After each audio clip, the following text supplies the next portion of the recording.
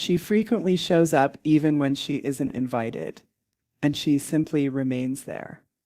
However, she clearly didn't dare this time. Given that Meghan was a D-list actress prior to meeting Prince Harry, I'm not at all shocked by this. And to put it nicely, their big Hollywood debut hasn't gone as expected. Friends have abandoned her on a regular basis. She's had disagreements with folks like Katie. Meghan received shame instead of the publicity she sought. The alcohol revealed how Hollywood truly views her, and her decision to crash the Emmy celebration quickly backfired. I would have taken every precaution to keep her out. You can also observe how her pals, who she once exploited extremely well in her career, are abandoning her since they have nothing in common. It was meant to be another well-planned power move for Meghan Markle, the sort of stunt that would remind Hollywood that she was still one of its biggest stars. She has had disagreements with individuals like Katy Perry. It's been crazy, you know. One of the most sought-after events in town was the HBO Max Emmy nominee celebration, which brought together the most influential figures in television and movies. The atmosphere abruptly and violently changed as soon as Meghan entered the glistening ballroom. Meghan Markle's phone calls are no longer being directly answered by powerful Hollywood figures. Low moans and whispered whispers were the first sounds to meet her, rather than the kind cheers or courteous acknowledgement she may have anticipated. It wasn't a subtle response. Yes, she was noticed, but not in the way she had hoped. Nothing. Furthermore, I doubt that she would dare to attend an opera and declare, "Look, you know," someone reportedly murmured, loud enough for others to hear, "Oh no, not her," at one of the central tables which were occupied by Emmy-nominated writers and producers. The tension was broken by just one comment. It quickly spread around the room like wildfire. The eyebrows went up. Conversations stopped in the middle of sentences. It seemed as if the whole event's enthusiasm plummeted simultaneously. Then it arrived.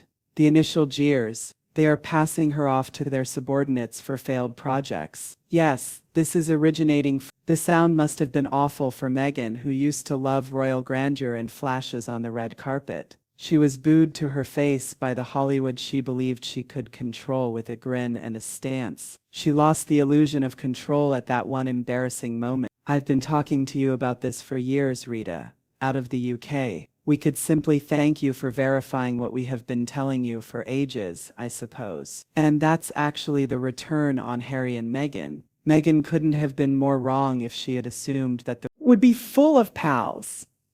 The most renowned actors, directors, and producers in Hollywood were among this group, and they had no interest in giving her legitimacy. On the contrary, it was as though an imperceptible curtain separated her from the other guests. As soon as she entered the ballroom, she is therefore absent. In the grade A community where she resides, that is a huge turnoff. According to their decision, according to witnesses, Zendaya caught a glimpse of Meghan out of the corner of her eye while she was engaged in lively conversation with a group of hairdressers. In a move that seemed almost too seamless to be a coincidence, Zendaya turned abruptly and drew her assistant into a heated, in-depth discussion that obviously left Meghan out. You can comprehend it, but once you're feeling that way, buddy, you've had enough. You know, climbing back is really, really difficult. The second Meghan drew nearer, Pedro Pascal, one of the night's most sought-after stars, excused himself mid-laugh from a group of colleagues and vanished for the bar. Even journalists and stylists, who are typically eager for a comment, a grin, or a snap picture, averted their gaze as if it would prevent them from being drawn into her sphere of influence. Recently, I spoke with a woman whose father worked as a Paramount executive, and she said, "My father can't." Later, one source murmured that it wasn't a coincidence. It was calculated. No one wanted to be in her picture. Seeing her shake her hand was not something anyone wanted. Association is money in Hollywood, and Meghan's reputation has taken a nosedive. Infinite error. You will never return to that place. And everything else that's failing, She used to be able to move around a room with ease and enjoy admiring stares, but now her entire existence was viewed as a liability. This was obviously neither Meghan the Duchess nor Meghan Markle the actress. Hollywood made sure Meghan, the unwelcome visitor, felt this way. This is because of her personal connections with celebrities like Oprah Winfrey and Gayle King. It wasn't just a casual visit from Meghan to the HBO Max Emmy ceremony. It was a daring, well-thought-out gamble that had a disastrous outcome. According to insiders, she didn't just happen to walk in.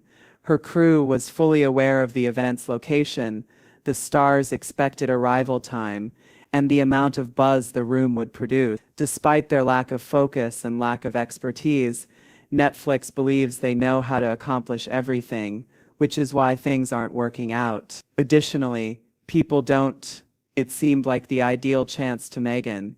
Enter, captivate the cameras, and take back a headline. However, there was one obvious problem with the idea. She had no invitation to defend her attendance, nothing to celebrate, and nothing to offer. Somebody would make another go at Hollywood, and desperation was evident in the stunt. According to reports, one producer muttered, "She thinks she can just crash an Emmy party. It's not a photo opportunity. The work is at issue here." And that was the issue.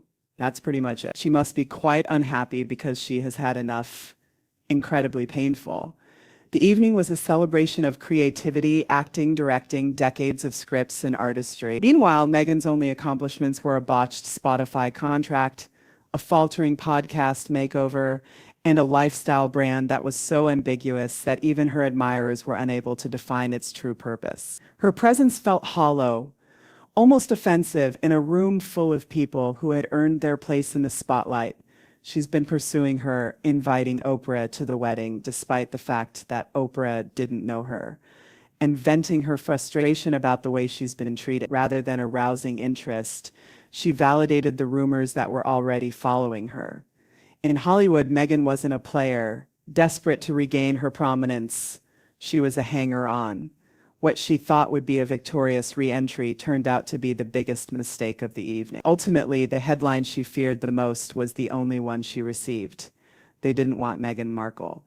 The entire occasion was in a state of calm chaos after Meghan's unexpected arrival. The night's planning, including table arrangements, photo schedules, and security procedures, had taken months. A royal turned celebrity storming in without permission was the last thing they anticipated. But all that accuracy fell apart when Meghan showed up. The world is a harsh place. Angela Levin suggests that, as you just witnessed, security personnel were crowded close to the entry, feverishly checking digital guest lists on their iPads. "She's not on the list," one coordinator reportedly grumbled into his earpiece. "Check it 3 times. There was a noticeable tension. Do they let her stay and handle the aftermath in silence? Or do they risk bringing her out in front of Hollywood's A-list and possibly igniting a viral scandal?" There was no way to win. After an intense back and forth in whispered tones, the choice was decided. "We're out on purpose to send a message to the entertainment business that Meghan Markle is no longer in our league. Cut her wings, but don't put on a show." Meghan was discreetly led to a seat close to the exit hallway, away from the lights and the stage. Do you recall where Oprah entered late? Meghan seems quite irritated by the fact that she was already on stage. Or as they are pals at the Paley Center Honors, Meghan received a glass of water, no red carpet treatment, and no formal press access while the other nominees drank with champagne. Despite being deprived of all the privileges that characterized the evening, she was present. The list of insiders, this group of close friends, was widely shared on Instagram. According to one source, it was deliberate. They wished to minimize her presence. She was an issue, not a visitor, and that hurt more than getting taken out. Being jeered wasn't the only humiliation Meghan experienced. In a space she previously thought she could control, it was being marginalized, minimized, and rendered meaningless. It is embarrassing for her because she is still in this circle. It is, in fact, embarrassing. As you say, if they come, if they don't, the unity of Meghan's shame was what made it even more painful. Asides, handshakes, grins, and well-practiced small conversation are the foundation of Hollywood. Stars typically cooperate the cameras even if they secretly despise one another. However, that evening was unique.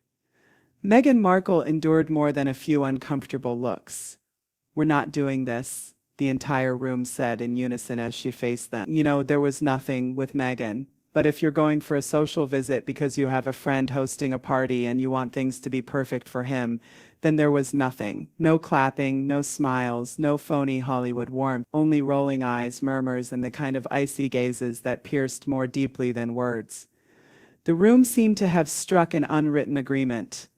One participant disclosed that she received no attention, no affirmation, and no one wanted to give her air. Nothing can be given from that. She wasn't even given the opportunity to greet them and give them a grin, even though you could wish that you would make people laugh, smile at them from the other side of the room, and love everything about it. Even the jeering that had broken out earlier subsided into utter apathy, which was quieter but more deadly. Discussions resumed, but purposefully without her. Nominees clinked glasses as though she didn't exist. Cameras glanced past her, and people angled their bodies away from her table. You are also not a member of the royal family, since you are aware that these Americans, these powerful American celebrities, have expressed their disapproval collectively rather than through interviews or news releases. And Meghan discovered the worst truth of all in that glitzy ballroom.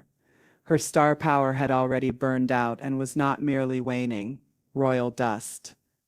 Prince Andrew used to get invited to a lot of parties in part because of this. However, Meghan and Harry are no longer regarded as members of the British royal family. One reason, in fact, is that had Meghan Markle had her wish, the morning following the Emmy nominee celebration would have been dominated by glitzy headlines and glitzy pictures. She probably pictured her name trending, paparazzi photos splattered throughout media sources, and naysayers silenced by her ability to demand attention again.